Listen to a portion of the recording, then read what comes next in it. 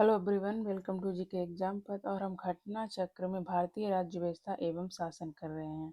और आज का टॉपिक है चुनाव आयोग। तो चलिए क्लास शुरू करते हैं।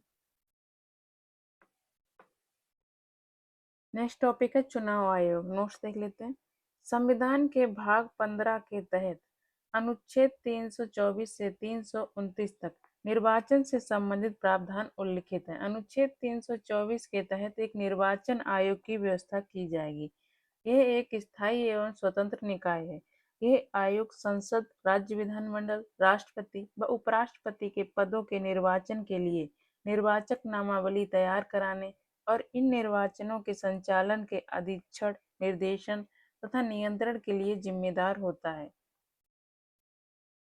अनुच्छेद 324 के क्लॉज 2 के अनुसार निर्वाचन आयोग मुख्य निर्वाचन आयुक्त और उतने अन्य निर्वाचन आयुक्तों से जितने समय समय पर राष्ट्रपति नियत करे मिलकर बनेगा। मुख्य निर्वाचन आयुक्त और अन्य निर्वाचन आयुक्तों की नियुक्ति राष्ट्रपति द्वारा की जाती है।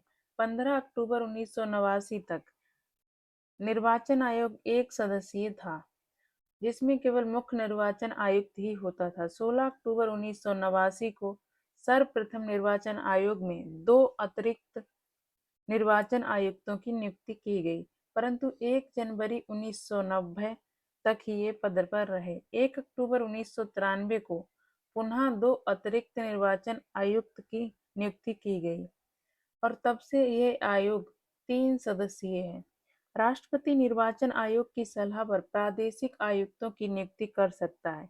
वर्तमान में निर्वाचन आयोग में मुख्य निर्वाचन आयुक्त और 2 अन्य निर्वाचन आयुक्त हैं। इनके पास समान शक्तियां होती हैं तथा उनके वेतन, भत्ते व दूसरे अनुलाभ भी समान हैं, जो कि सर्वोच्च न्यायालय के न्यायाधीश के समतुल्य होते हैं। निर्वाचन आयुक्तों का कार्यकाल 6 वर्ष या 65 वर्ष की आयु तक, जो भी पहले होता है। अनुच्छेद 324 के क्लॉज 5 के परंतु मुख्य निर्वाचन आयुक्त को उसके पद से उसी रीति और उन्हीं आधारों पर हटाया जाएगा जिससे सर्वोच्च न्यायालय के न्यायाधीश को हटाया जाता है। किसी अन्य निर्वाचन आयुक्त या प्रादेशिक आयुक्त को मुख्य निर्वाचन आयुक्त की सिफारिश पर ही पद से हटाया जाएगा।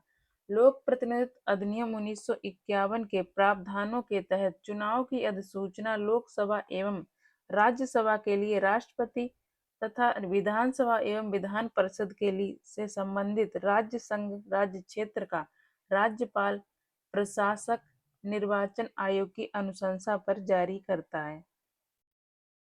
जबकि चुनाव के विभिन्न चरणों संबंधी विस्तृत अधिसूचनाएं निर्वाचन आयोग द्वारा जारी की जाती हैं। अनुच्छेद 326 के तहत वयस्क मताधिकार का प्रावधान किया गया है। भारत में मत देने का अधिकार एक वैधानिक अधिकार है। लोक प्रतिनिधित्व अधिनियम 1951 के तहत भारत में मताधिकार और निर्वाचित होने का अधिकार मिलता है। 61वें संविधान 1988 द्वारा मताधिकार की आयु को 21 वर्ष से घटाकर 18 वर्ष कर दिया गया, जो कि 28 मार्च 1989 से प्रभावी है। स्थानीय निकायों, पंचायतों एवं नगरपालिकाओं का चुनाव राज्य निर्वाचन आयोग अनुच्छेद 243 के एवं 243 जेड ए के तहत द्वारा कराया जाता है। परिसीमन आयोग का गठन केंद्र सरकार द्वारा संसदीय विधि के तहत किया जाता है, जिसका कार्य विगत जनगणना के आधार पर चुनाव क्षेत्रों की सीमा अब तक 5 बार 1952, 1963, 1973, 2002 एवं 2020 में परिसीमन आयोग का गठन किया गया है। नवीनतम परिसीमन अधिनियम 2002 के तहत केंद्र सरकार द्वारा 6 मार्च 2020 को सर्वोच्च न्यायालय की पूर्व न्यायाधीश रंजना प्रकाश देसाई की अध्यक्षता में गठित किया गया है, जिसे मूलतः जम्मू और कश्मीर संघ राज्य क्षेत्र तथा 4 उत्तर पूर्वी राज्यों असम, अरुणाचल प्रदेश, नागालैंड एवं मणिपुर के विधानसभा और संसदीय निर्वाचन क्षेत्रों के परिसीमन का कार्य सौंपा गया था। तथापि मार्च 2021 में इस परिसीमन आयोग की कार्यावधि को 1 वर्ष का विस्तार देने के साथ इसके दायरे से उत्तर पूर्वी राज्यों को हटा लिया गया। भारत की प्रथम महिला मुख्य निर्वाचन आयुक्त BS रमा देवी थी। अब हम क्वेश्चन देख लेते हैं। क्वेश्चन नंबर 1, भारत का संविधान निम्नलिखित अनुच्छेदों में से किस एक के अंतर्गत एक निर्वाचन आयोग का प्रावधान करता है? राइट आंसर ऑप्शन डी, अनुच्छेद 324 के। भारतीय संविधान के अनुच्छेद 324 के तहत संसद एवं राज्य विधानमंडलों तथा राष्ट्रपति एवं उपराष्ट्रपति पदों के निर्वाचनों के लिए निर्वाचक नामावली तैयार कराने तथा इन निर्वाचनों के संचालन का अधीक्षण, निर्देशन और नियंत्रण करने के लिए निर्वाचन आयोग का प्रावधान किया गया है। क्वेश्चन नंबर 2, भारत के संविधान का कौन सा अनुच्छेद भारतीय निर्वाचन आयोग की स्थापना से संबंधित है? राइट आंसर है ऑप्शन ए, अनुच्छेद 324। क्वेश्चन नंबर 3, भारतीय संविधान के निम्नलिखित अनुच्छेदों में से किसमें निर्वाचन आयोग का प्रावधान है? राइट आंसर ऑप्शन सी, अनुच्छेद 324। क्वेश्चन नंबर 4, भारत के मुख्य चुनाव आयुक्त को नियुक्त किया जाता है? राइट आंसर ऑप्शन सी, राष्ट्रपति के द्वारा। भारतीय संविधान के अनुच्छेद 324 के क्लॉज 2 के अनुसार भारत के निर्वाचन आयोग के मुख्य चुनाव आयुक्त तथा अन्य चुनाव आयुक्तों की नियुक्ति संसद द्वारा बनाई गई विधि के अधीन राष्ट्रपति। क्वेश्चन नंबर 5, भारत के संदर्भ में निम्नलिखित कथनों पर विचार कीजिए। कथन 1, मुख्य चुनाव आयुक्त और अन्य चुनाव आयुक्तों को समान अधिकार प्राप्त है परंतु मिलने वाला वेतन में असमानता है। कथन 1 गलत है। कथन 2, मुख्य चुनाव आयुक्त वही वेतन पाने का हकदार है जितना उच्चतम न्यायालय के न्यायाधीश को दिया जाता है। कथन 2 सही है। कथन 3, मुख्य चुनाव आयुक्तों को उच्चतम न्यायालय के किसी न्यायाधीश को हटाने के तरीके और कारणों के अतिरिक्त किसी अन्य तरीके और कारण से उनके पद से नहीं हटाया जा सकता। कथन 3 सही है। कथन 4, चुनाव आयुक्त का कार्यकाल उनके पदभार संभालने की तारीख से 5 वर्ष अथवा उनकी 62 वर्ष की आयु प्राप्त कर लेने के दिन तक जो भी पहले हो। कथन 4 भी गलत है। चुनाव आयुक्त का कार्यकाल होता है 6 वर्ष या 65 वर्ष, जो भी पहले हो। इनमें से कौन सा कथन सही है? राइट आंसर ऑप्शन बी, 2 और 3। मुख्य चुनाव आयुक्त और अन्य चुनाव आयुक्तों के अधिकार, वेतन, भत्ते आदि समान है। उन्हें वही वेतन मिलता है जो उच्चतम न्यायालय के न्यायाधीश को प्राप्त होता है। मुख्य चुनाव आयुक्त और अन्य चुनाव आयुक्त अपने पद पर 6 वर्ष तक या अधिकतम 65 वर्ष तक बने रहते हैं, जो भी पहले हो, तथा मुख्य चुनाव आयुक्त को उसी रीति से हटाया जा सकता जो उच्चतम न्यायालय के न्यायाधीशों के लिए वर्णित है। क्वेश्चन नंबर 6, निम्नलिखित कथनों पर विचार कीजिए। कथन 1, भारत के निर्वाचन आयोग के मुख्य निर्वाचन आयुक्त को उच्चतम न्यायालय के न्यायाधीश के वेतन के बराबर वेतन का संदाय किया जाता है। कथन 1 सही है। कथन 2, भारत के निर्वाचन आयोग के मुख्य निर्वाचन आयुक्त का कार्यकाल पद ग्रहण करने की तारीख से 6 वर्ष की अवधि या 65 वर्ष की आयु, जो भी पहले आता है। कथन 3, एक चुनाव आयुक्त किसी भी समय मुख्य चुनाव आयुक्त को संबोधित स्वहस्ताक्षरित लेख द्वारा अपना पद त्याग दे सकते हैं। कथन 3 गलत है, ये अपना त्याग पत्र राष्ट्रपति को देते हैं। सही कथन का चयन कीजिए। कथन राइट आंसर ऑप्शन ए, 1 और 2 सही है।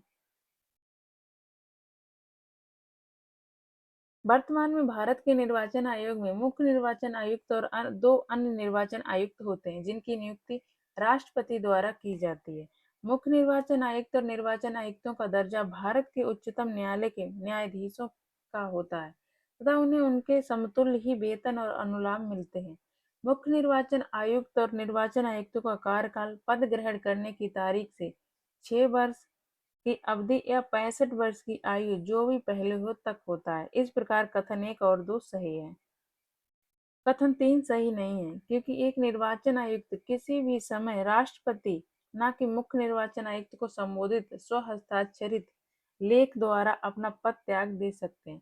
दूसरे शब्दों में निर्वाचन आयुक्त अपना इस्तीफा राष्ट्रपति को संबोधित एवं प्रस्तुत करते हैं क्योंकि राष्ट्रपति ही उनको नियुक्त प्राधिकारी होता है।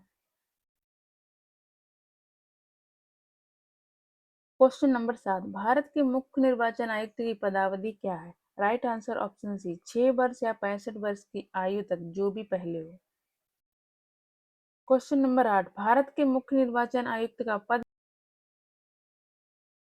मुख्य निर्वाचन आयुक्त एवं अन्य निर्वाचन आयुक्त सेवा की शर्तें नियम 1992 के तहत मुख्य निर्वाचन आयुक्त एवं अन्य 2 निर्वाचन आयुक्तों को सर्वोच्च न्यायालय के न्यायाधीशों के समान वेतन एवं भत्ते प्रदान किए जाते हैं तथा संविधान के अनुच्छेद 324 के क्लॉज 5 के परंतु के तहत मुख्य निर्वाचन आयुक्त को उसके पद से उसी रीति और उन्हीं आधारों पर पद से हटाया जा सकता है जिस रीति से और जिन आधारों पर उच्चतम न्यायालय के न्यायाधीशों को हटाया जाता है।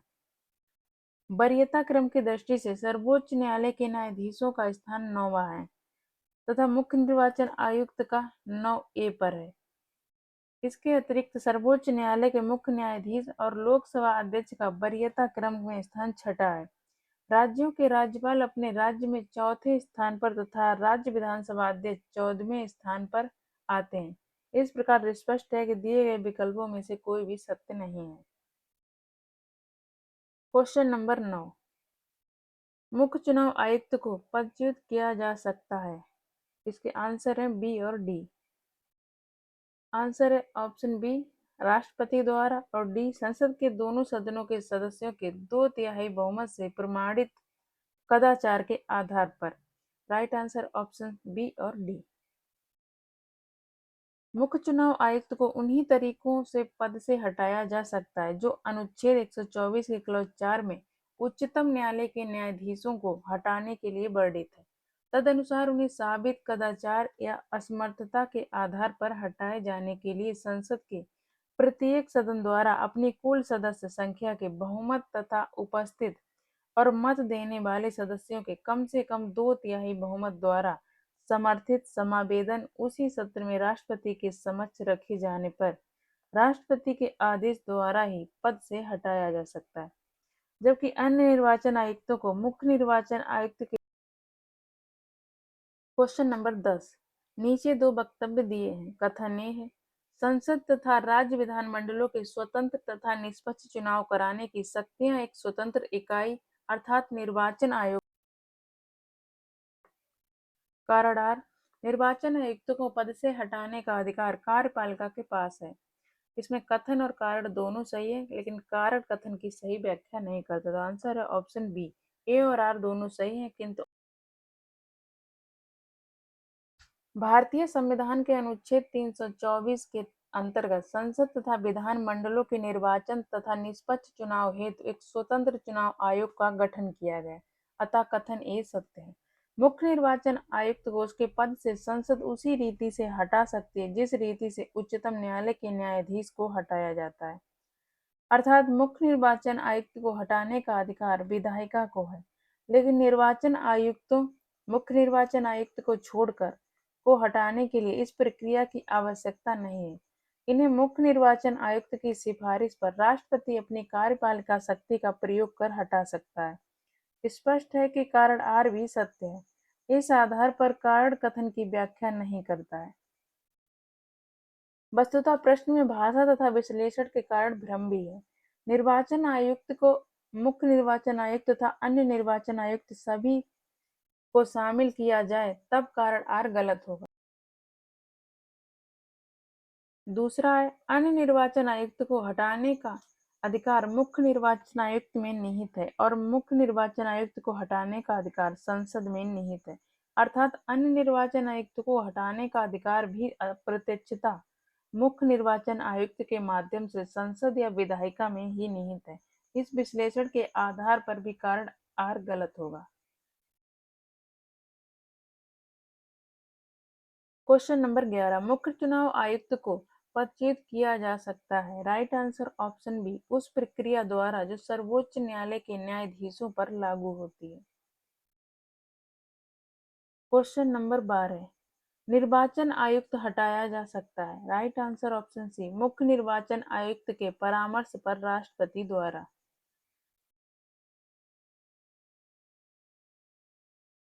क्वेश्चन नंबर 13, भारत के निर्वाचन आयोग के कार्य।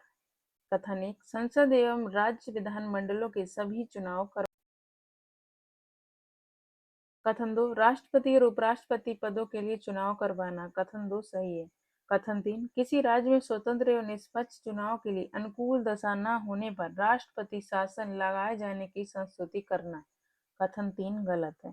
कथन 4, निर्वाचन सूचियां तैयार कराने के कार्य का निरीक्षण, निर्देशन एवं नियंत्रण। कथन 4 सही है। नीचे दिए गए कूटों से सही उत्तर का चयन कीजिए। राइट आंसर होगा ऑप्शन बी, 1, 2 और 4 सही है।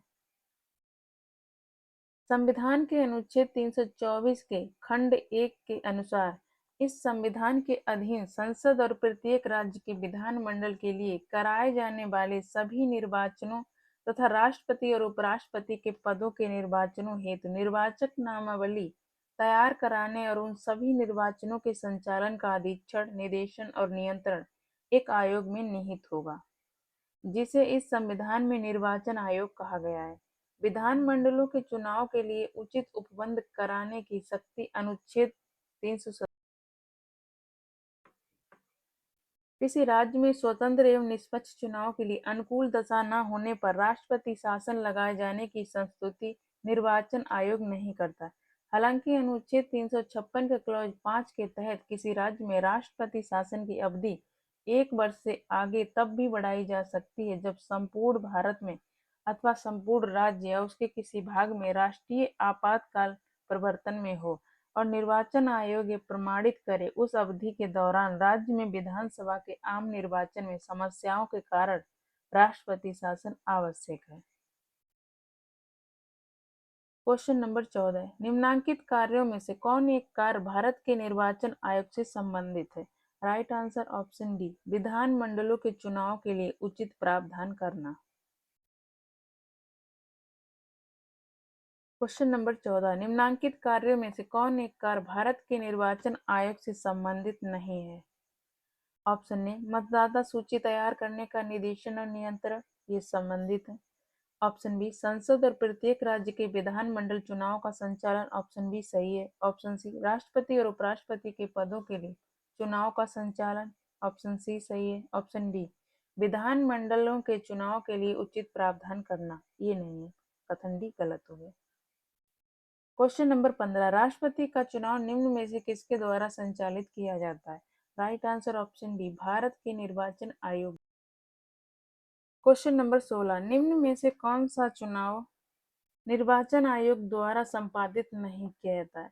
लोकसभा ये सही है, राज्यसभा ये सही है, ऑप्शन सी राष्ट्रपति ये भी सही है, ऑप्शन डी स्थानीय निकायों का चुनाव ये राज्य निर्वाचन आयोग के द्वारा कराया जाता है।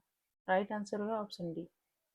संसद, राज्य विधानमंडलों तथा राष्ट्रपति एवं उपराष्ट्रपति का चुनाव संविधान के अनुच्छेद 324 के तहत निर्वाचन आयोग द्वारा संपादित किया जाता है, जबकि अनुच्छेद 243 के एवं 243 जड़ के तहत क्रमशः पंचायतों एवं नगर पालिकाओं अर्थात स्थानीय निकायों का चुनाव संबंधित राज्य के राज्य निर्वाचन आयोग द्वारा कराया जाता है। क्वेश्चन नंबर 17, भारत के निर्वाचन आयोग के निम्नलिखित में से कौन से कृत्य हैं?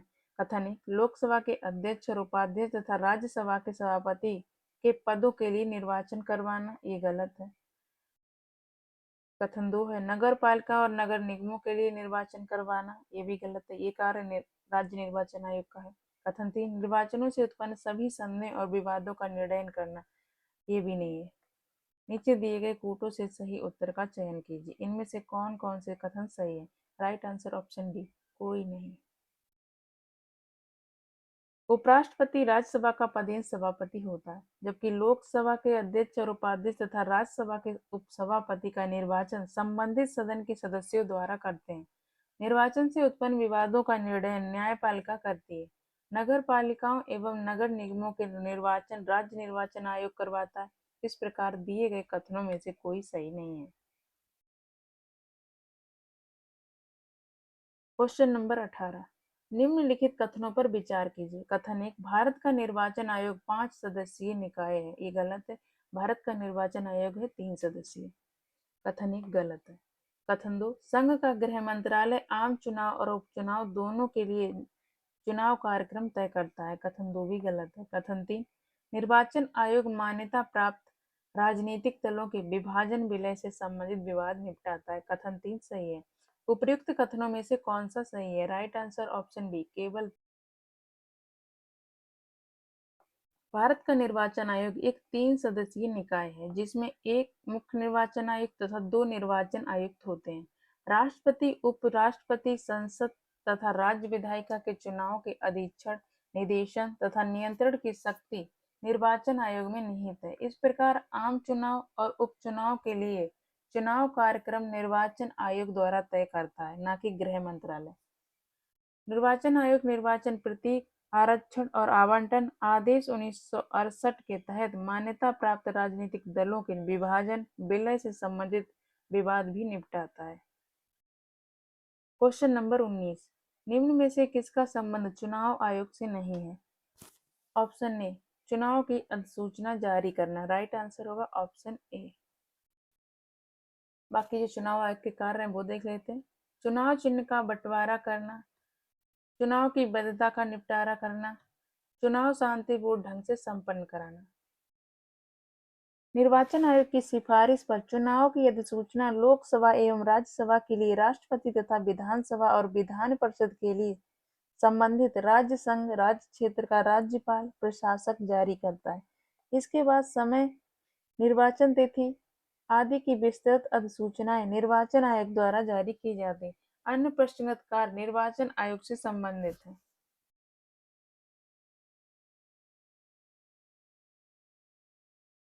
क्वेश्चन नंबर 20, भारत में निर्वाचन प्रक्रम के आरंभ के विषय में निम्नलिखित में से कौन सा सही है? राइट आंसर है इसका ऑप्शन सी, निर्वाचन आयोग द्वारा निर्वाचन की सिफारिश और राष्ट्रपति अथवा राज्य के राज्यपाल द्वारा निर्वाचन की अधिसूचना। क्वेश्चन नंबर 21, भारत में विविध निर्वाचनों के लिए निम्नलिखित में से कौन कौन सी निर्वाचन प्रणालियां स्वीकृत की गई हैं? कथन एक है, वयस्क मताधिकार के आधार पर प्रत्यक्ष निर्वाचन प्रणाली। कथन एक सही है। कथन दो, एकल संक्रमणीय मत के द्वारा अनुपातिक प्रतिनिधित्व की प्रणाली। कथन दो सही है। कथन तीन, अनुपातिक प्रतिनिधित्व की सूची प्रणाली। कथन तीन गलत है। कथन चार, अप्रत्यक्ष निर्वाचन की संचयी मतदान प्रणाली। नीचे दिए हुए कूटों से सही उत्तर का चयन कीजिए। राइट आंसर ऑप्शन ए, केवल एक और दो सही है। भारत में निर्वाचन की प्रत्यक्ष और अप्रत्यक्ष दोनों ही निर्वाचन प्रणालियां अपनाई गई।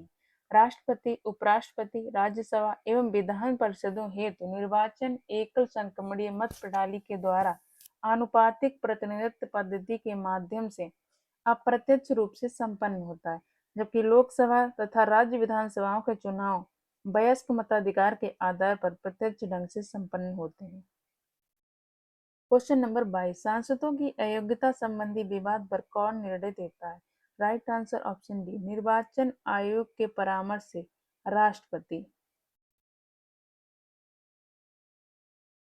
संविधान के अनुच्छेद 102 के खंड 1 के तहत संसद के दोनों सदनों का सदस्य चुने जाने और सदस्य होने के लिए निर्हरताओं का उल्लेख है।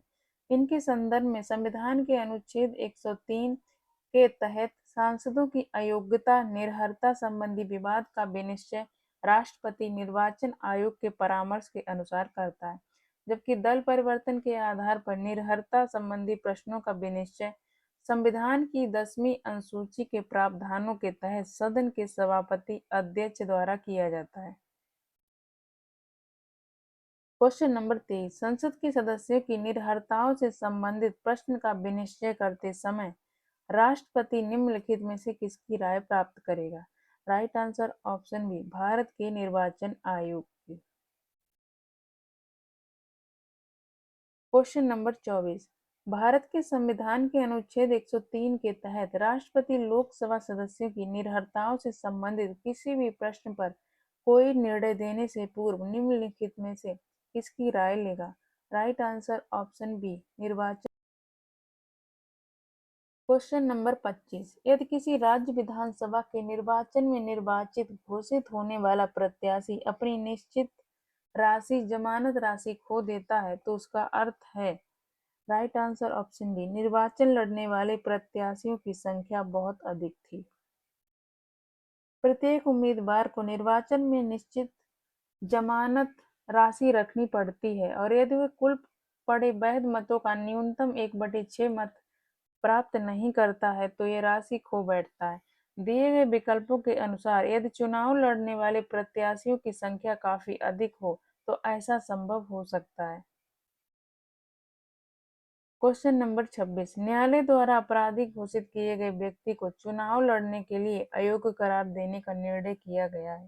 राइट आंसर ऑप्शन डी, संसद के द्वारा। न्यायालय द्वारा अपराधी घोषित किए गए व्यक्ति को चुनाव लड़ने के लिए अयोग्य करार देने का निर्णय संसद द्वारा किया गया है।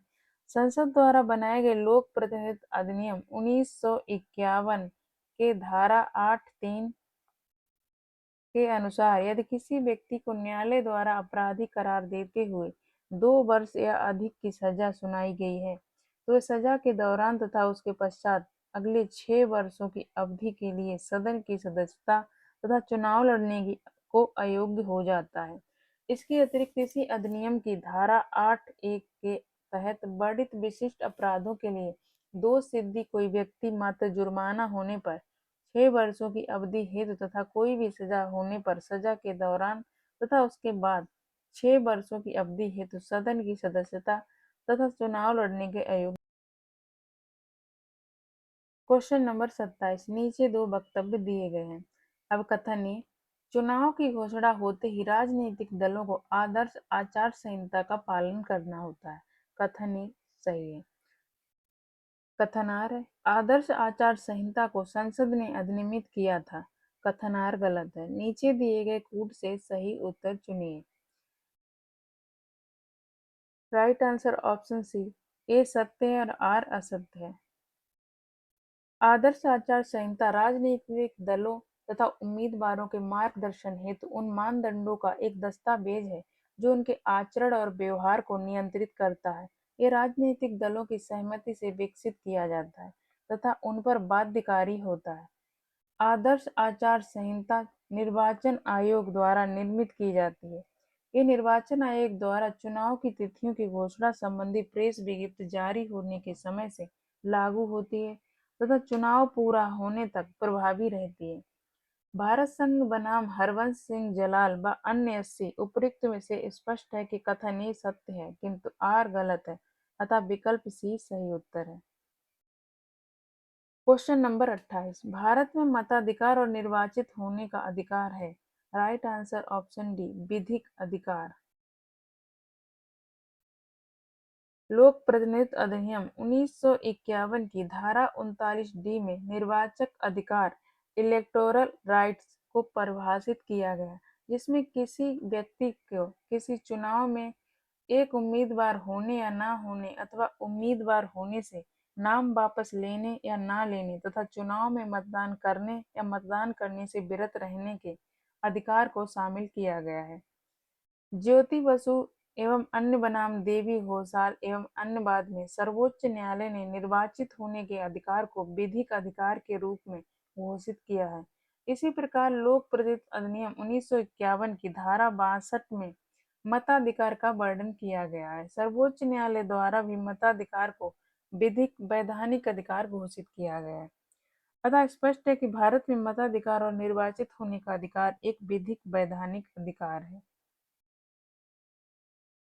क्वेश्चन नंबर 29, भारत में मताधिकार और निर्वाचित होने का अधिकार है। Right answer option C. Question number 30, Bharat में मत देने का अधिकार निम्नलिखित अधिकारों में से कौन सा है।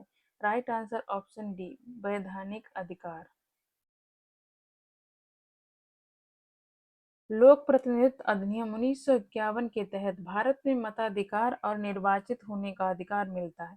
चूंकि यह संसद द्वारा बनाए गए एक अधिनियम के तहत मिला हुआ है, अतः यह एक विधिक अधिकार है। हालांकि लोक सेवा आयोग उत्तर प्रदेश ने पूर्व में दी गई अपनी उत्तर कुंजी में मताधिकार को संवैधानिक अधिकार माना था। इसका आधार संविधान के अनुच्छेद 326 के तहत वयस्क मताधिकार का उल्लेख होना हो सकता है। क्वेश्चन नंबर 31, नवयुवकों द्वारा 18 वर्ष की आयु पर मताधिकार का पहली बार प्रयोग किया गया आम चुनाव में। राइट आंसर है ऑप्शन 61वें संविधान संशोधन अधिनियम 1988 द्वारा मताधिकार की आयु 21 वर्ष से घटाकर 18 वर्ष किया गया था, जो कि 28 मार्च 1989 से प्रभावी हुआ। नवयुवकों द्वारा 18 वर्ष की आयु पर मताधिकार का पहली बार प्रयोग नवंबर 1989 में संपन्न 9वीं लोकसभा के आम चुनाव। क्वेश्चन नंबर 32, केंद्र और राज्य की व्यवस्थापिकाओं के लिए मतदान की न्यूनतम उम्र की सीमा 21 वर्ष से घटाकर 18 वर्ष की गई। राइट आंसर ऑप्शन सी, 61वें संविधान संशोधन 1989 से। क्वेश्चन नंबर 33, किस संविधान संशोधन द्वारा मतदान की आयु 21 वर्ष से घटाकर 18 वर्ष की गई? राइट आंसर ऑप्शन सी, 61वें। क्वेश्चन नंबर 34, भारतीय संविधान का 61वां संविधान संशोधन निम्नलिखित में से किस एक से संबंधित है? राइट आंसर ऑप्शन सी, मतदाताओं की आयु घटाए जाने से। क्वेश्चन नंबर 35, संविधान में किस अनुच्छेद में वयस्क मताधिकार को मान्यता दी गई? राइट आंसर ऑप्शन सी, अनुच्छेद 326। भारतीय संविधान के भाग 15 के अंतर्गत अनुच्छेद 326 में वयस्क मताधिकार संबंधी प्रावधान किया गया है। इसमें कहा गया है कि लोकसभा और प्रत्येक राज्य की विधानसभा के लिए निर्वाचन वयस्क मताधिकार के आधार पर होंगे, अर्थात प्रत्येक व्यक्ति जो भारत का नागरिक है और ऐसी तारीख को जो समुचित विधानमंडल द्वारा बनाई गई किसी विधि द्वारा या उसके अधीन इस निमित्त नियत की जाए कम से कम 18 वर्ष की आयु का है। 61वें संविधान संशोधन अधिनियम 1988 द्वारा 28 मार्च 1989 से ये आयु 21 वर्ष से घटाकर 18 वर्ष की गई और इस संविधान या समुचित विधानमंडल द्वारा बनाई गई किसी विधि के अधीन अनिवास, चित्त विकृति, अपराध या भ्रष्ट या अवैध आचरण के आधार पर अन्यथा निरर्हत नहीं कर दिया जाता, ऐसे किसी निर्वाचन में मतदाता के रूप में पंजीकृत होने का हकदार होगा। क्वेश्चन नंबर 36, भारतीय संविधान का कौन सा अनुच्छेद लोकसभा एवं विधानसभा के प्रतिनिधियों को निर्वाचित करने अर्थात वयस्क मताधिकार का अधिकार प्रदान करता है? राइट आंसर ऑप्शन ए, अनुच्छेद। क्वेश्चन नंबर 37, पार्लियामेंट द्वारा वर्ष 1989 में निर्मित कानून के अनुसार एक नागरिक के वयस्क होने की कानूनी आयु है? Right answer option D. 61वें संविधान संशोधन अधिनियम 1988 द्वारा संविधान के अनुच्छेद 326 में संशोधन कर वयस्क मताधिकार की आयु 21 वर्ष से घटाकर 18 वर्ष कर दी गई है। ये संशोधन 28 मार्च 1989 से प्रभावी हुआ है। क्वेश्चन नंबर 38, राज्य विधानमंडलों के निर्वाचन हेतु सिद्धांतों में सम्मिलित है? कथन ए, ये वयस्क मताधिकार के आधार पर होंगे। कथन एक सही है। कथन दो, प्रत्येक क्षेत्रीय निर्वाचन क्षेत्र के लिए केवल एक निर्वाचक सूची होगी। कथन दो सही है। कथन तीन, धर्म, प्रजाति, लिंग आदि के लिए निर्वाचक सूची बनाने में कोई स्थान नहीं होगा। कथन तीन भी सही है। कथन चार, राजनीतिक दलों को अपने स्वयं के मानक स्थापित करने की स्वतंत्रता होगी। कथन चार भी सही है। दिए गए कोड से अपना सही उत्तर चुनिए। राइट आंसर है ऑप्शन डी, सभी चारों सत्य हैं। संविधान के अनुच्छेद 326 में प्रावधानित है कि लोकसभा और राज्यों की विधानसभाओं के लिए निर्वाचन वयस्क मताधिकार के आधार पर होंगे। साथ ही अनुच्छेद 325 के अनुसार प्रत्येक प्रादेशिक क्षेत्रीय निर्वाचन क्षेत्र के लिए एक साधारण निर्वाचक सूची होगी और केवल धर्म, मूल वंश, जाति, लिंग या इनमें से किसी आधार पर कोई व्यक्ति ऐसी किसी सूची में शामिल किए जाने के लिए अपात्र नहीं होगा। इसके अतिरिक्त भारत में राजनीतिक दल अपने मानक स्वयं निर्धारित कर सकते हैं, अतः अभीष्ट उत्तर विकल्प डी है। क्वेश्चन नंबर 39, निर्गम मत सर्वेक्षण के विषय में कौन सा कथन सही है? इसका राइट आंसर ऑप्शन ए, निर्गम मत सर्वेक्षण अभिव्यक्ति का प्रयोग मतदाताओं के उस निर्वाचनोत्तर सर्वेक्षण को व्यक्त करता है जिससे यह पता चले कि मतदाताओं ने अपने मताधिकार का प्रयोग किस प्रत्याशी के पक्ष में किया है। निर्गम मत सर्वेक्षण एग्जिट पोल वह पद्धति है जिससे मतदान के तुरंत बाद ये पता लगाया जाता है कि मतदाताओं ने किस प्रत्याशी या दल के पक्ष में अपने मताधिकार का प्रयोग किया है, जबकि जनमत सर्वेक्षण मतदान के पहले चुनाव के संबंध में जनता की राय जानने के लिए विभिन्न सर्वे। क्वेश्चन नंबर 40, 2009 लोकसभा चुनाव में निर्वाचकों की संख्या मिलियंस में 1 मिलियन बराबर 10 लाख लगभग कितनी है? राइट आंसर है ऑप्शन सी 714। वर्ष 2009 के लोकसभा के आम चुनाव में निर्वाचकों मतदान के योग्य व्यक्तियों की कुल संख्या लगभग 714 मिलियन थी। वर्ष 2019 के लोकसभा में आम चुनाव में निर्वाचकों की कुल संख्या 908.72 मिलियन थी। क्वेश्चन नंबर 41, निम्नलिखित कथनों पर विचार कीजिए। कथन 1, भारत में ऐसा कोई कानून नहीं है लोकसभा चुनाव में 3 निर्वाचन क्षेत्रों से लड़ने से रोकता है। कथन 1 गलत है। कथन 2, 1991 में लोकसभा चुनाव में श्री देवी लाल ने 3 लोकसभा निर्वाचन क्षेत्रों से चुनाव लड़ा था। कथन 2 सही है। कथन 3, वर्तमान नियमों के अनुसार यदि कोई प्रत्याशी किसी लोकसभा चुनाव में कई निर्वाचन क्षेत्रों से चुनाव लड़ता है तो उसकी पार्टी को उन निर्वाचन क्षेत्रों के उपचुनाव का खर्च उठाना चाहिए जिन्हें उसने खाली किया है, बशर्ते हुए सभी निर्वाचन क्षेत्रों से विजयी हुआ हो। कथन 3 भी गलत है। उपर्युक्त कथनों में से कौन सा सही है? राइट आंसर है ऑप्शन बी, केवल 2 सही है। लोक प्रतिनिधित्व अधिनियम 1951 में 1996 में हुए संशोधन के तहत धारा 33(7) में ये प्रावधानित किया गया कि कोई प्रत्याशी किसी आम चुनाव अथवा साथ साथ कराए गए 2 या अधिक सीटों के उपचुनाव में से 2 से अधिक क्षेत्रों से चुनाव नहीं लड़ सकता है। इस प्रकार कथन 1 सही नहीं है। कथन 2 सही है क्योंकि चौधरी देवीलाल ने 1991 के लोकसभा चुनाव में रोहतक, सीकर और फिरोजपुर के निर्वाचन क्षेत्रों से चुनाव लड़ा था, परंतु वे तीनों सीटों पर पराजित हुए थे। जहां तक कथन 3 का प्रश्न है तो ये वर्ष 2004 में निर्वाचन आयोग द्वारा प्रस्तावित अवश्य किया गया था, परंतु इस संदर्भ में कोई नियम नहीं बनाया गया। यूपीएससी द्वारा इस प्रश्न को मूल्यांकन से बाहर। क्वेश्चन नंबर 42, लोक प्रतिनिधित्व संशोधन अधिनियम 1996 द्वारा निर्वाचित विधि में हुए हाल के संशोधनों में विशेष निम्नलिखित कथनों पर विचार कीजिए। कथन 1, भारतीय राष्ट्रीय ध्वज अथवा भारत के संविधान के अपमान के अपराध के लिए किसी दोष सिद्धि के होने पर दोष सिद्धि की तिथि से 6 वर्षों के लिए संसद और राज्य विधानमंडलों के चुनाव। कथन 2, लोकसभा के लिए चुनाव लड़ने हेतु अभ्यर्थी द्वारा जमा किए जाने वाले प्रतिभूत निक्षेप में वृद्धि की गई। कथन 2 सही है। कथन 3, कोई अभ्यर्थी अब एक से अधिक संसदीय निर्वाचन क्षेत्र से निर्वाचन के लिए खड़ा नहीं हो सकता। कथन 3 गलत है। कथन 4, चुनाव लड़ने वाले किसी अभ्यर्थी की मृत्यु हो जाने पर अब किसी निर्वाचन को प्रत्यादिष्ट नहीं किया जा सकता। कथन 4 सही है।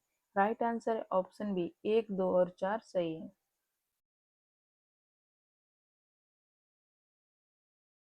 प्रश्नगत कथन 1, 2 और 4 लोक प्रतिनिधित्व अधिनियम 1951 में 1996 के संशोधन अधिनियम द्वारा किए गए संशोधनों के संदर्भ में सही है, जबकि कथन 3 सही नहीं है। 1996 का लोक प्रतिनिधित्व संशोधन अधिनियम दिनेश गोस्वामी समिति की सिफारिशों पर आधारित था।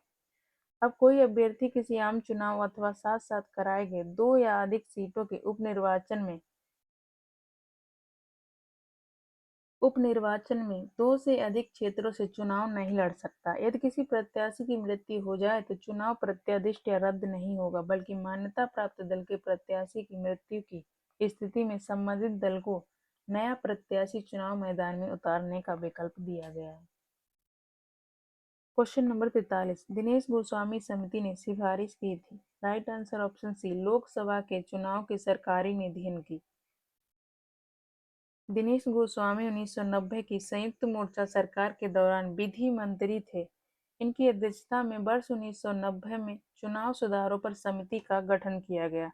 इस समिति ने लोकसभा चुनाव में प्रत्याशियों की गाड़ियों के लिए ईंधन की निर्धारित मात्रा, मतदाता सूचियों की अतिरिक्त प्रतियां उपलब्ध कराने, प्रत्याशियों के द्वारा प्रयुक्त माइक्रोफोनों के निर्धारित संख्या के किराए का भुगतान आदि के संदर्भ में सरकारी निधि की सिफारिश की थी। क्वेश्चन नंबर 44, दिनेश गोस्वामी समिति का संबंध था। Right answer. Question number 45, Lok Sabha एवं विधानसभा में सीटों के आरक्षण से संबंधित निम्नलिखित कथनों को पढ़िए तथा सही विकल्प को चुनिए। कथन 1 है, लोकसभा की 543 निर्वाचित सीटों में से 84 सीटें अनुसूचित जाति एवं 44 सीटें अनुसूचित जनजातियों के लिए आरक्षित हैं। कथन 1 गलत है। कथन 2, किसी निर्वाचन क्षेत्र को आरक्षित करने का निर्णय परिसीमन आयोग द्वारा लिया जाता है। कथन 2 सही है। कथन 3, परिसीमन आयोग की नियुक्ति लोकसभा के स्पीकर द्वारा की जाती है। कथन 3 भी गलत है। राइट आंसर है ऑप्शन सी। कथन 1 और 3 गलत है लेकिन 2 सही है। वर्ष 2008 के परिसीमन के तहत वर्तमान में लोकसभा की कुल 543 निर्वाचित सीटों में से 84 सीटें अनुसूचित जातियों के लिए तथा 47 सीटें अनुसूचित जनजातियों के लिए आरक्षित है, अतः कथन 1 सही नहीं है। परिसीमन आयोग का गठन संविधान के अनुच्छेद 82 के तहत संसद द्वारा बनाई गई विधि के अधीन केंद्र सरकार द्वारा किया जाता है। किसी निर्वाचित क्षेत्र के सीमांकन एवं उसे आरक्षित करने का निर्णय परिसीमन आयोग द्वारा लिया जाता है। इस प्रकार कथन 2 सही है, जबकि कथन 3। क्वेश्चन नंबर 46, परिसीमन आयोग के संदर्भ में निम्नलिखित कथनों पर विचार कीजिए। कथन 1, परिसीमन आयोग के आदेशों को किसी न्यायालय में चुनौती नहीं दी जा सकती। कथन 1 सही है। कथन 2, परिसीमन आयोग के आदेश जब लोकसभा अथवा राज्य विधानसभा के सम्मुख रखे जाते हैं तब उन आदेशों में कोई संशोधन नहीं किया जा सकता। कथन 2 भी सही है। उपर्युक्त में से कौन से कथन सही है? राइट आंसर ऑप्शन सी। 1 और 2 दोनों सही है। परिसीमन अधिनियम के अंतर्गत परिसीमन आयोग की स्थापना भारत सरकार द्वारा की जाती है। इसका मुख्य कार्य विगत जनगणना के आधार पर चुनाव क्षेत्रों की सीमा निर्धारित करना है। यह आयोग एक शक्तिशाली संस्था है जिसके आदेशों को किसी कानूनी न्यायालय में चुनौती नहीं दी जा सकती। इसके आदेश लोकसभा एवं संबंधित राज्य विधानसभा के समक्ष रखे जाते हैं, किंतु इन्हें आयोग के आदेशों में सुधार की अनुमति नहीं दी जाती है। अब तक भारत में 5 बार 1952, 1963, 1973 और 2002 और 2020 में परिसीमन आयोग का गठन किया गया। क्वेश्चन नंबर 47, नीचे 2 कथन दिए गए, एक को कथन ए तथा दूसरे को कारण आर कहा गया है। कथन ए, आनुपातिक प्रतिनिधित्व की प्रणाली अल्पसंख्यकों के प्रतिनिधित्व की समस्या का कुछ हद तक समाधान कर सकती है।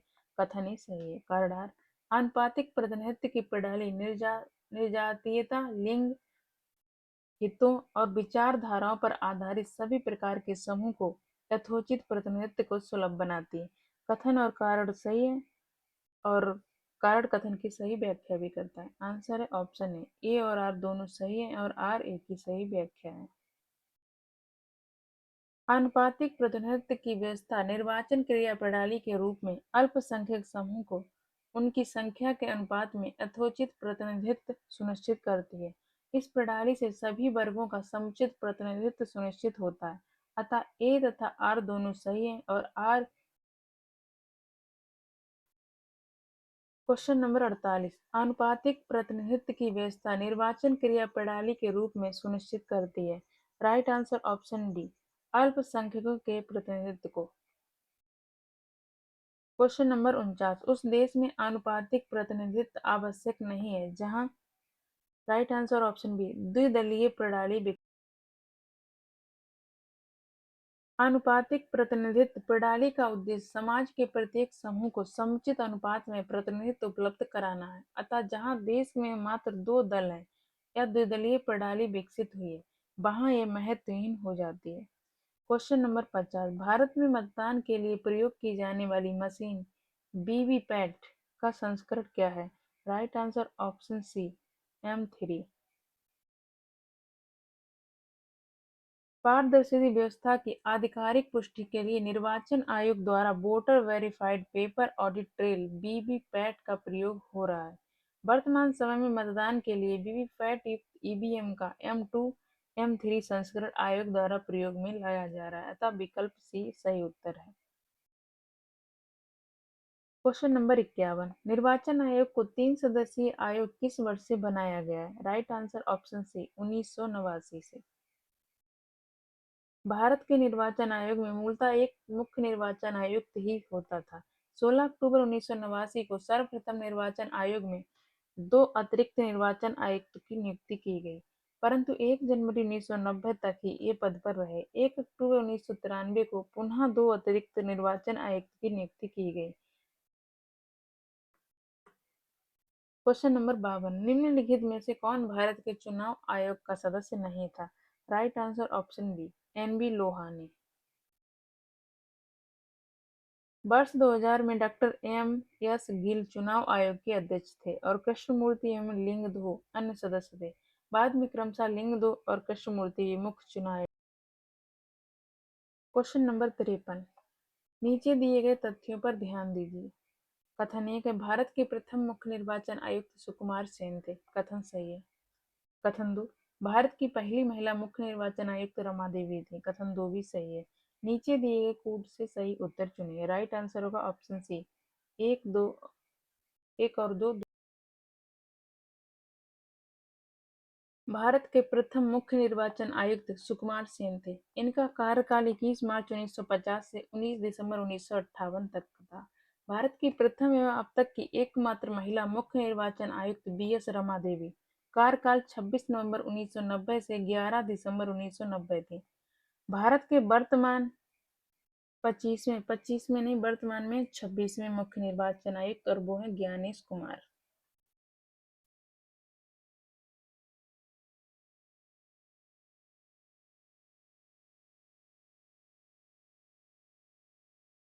क्वेश्चन नंबर 54, भारत की प्रथम महिला मुख्य निर्वाचन आयुक्त कौन थी? Right answer option C BS. Rama Devi. Question number 55, निम्नांकित में से कौन सा नेशनल वोटर्स डे है? राइट आंसर ऑप्शन सी 25 जनवरी को। राष्ट्रीय मतदाता दिवस नेशनल वोटर्स डे 25 जनवरी को मनाया जाता है। भारत के निर्वाचन आयोग की स्थापना के उपलक्ष्य में और लोकतांत्रिक प्रक्रिया में मतदाताओं और युवाओं की भागीदारी बढ़ाने के लिए। क्वेश्चन नंबर 56, राष्ट्रीय मतदाता दिवस मनाया जाता है। राइट आंसर ऑप्शन बी 25 जनवरी को। इसी के साथ क्लास का एंड करते हैं। मिलते हैं नेक्स्ट क्लास में एक नए टॉपिक के साथ। अगर आपको क्लास पसंद आई हो तो लाइक एंड शेयर कर देना, चैनल को सब्सक्राइब कर लेना। क्लास से जुड़ने के लिए थैंक यू सो मच।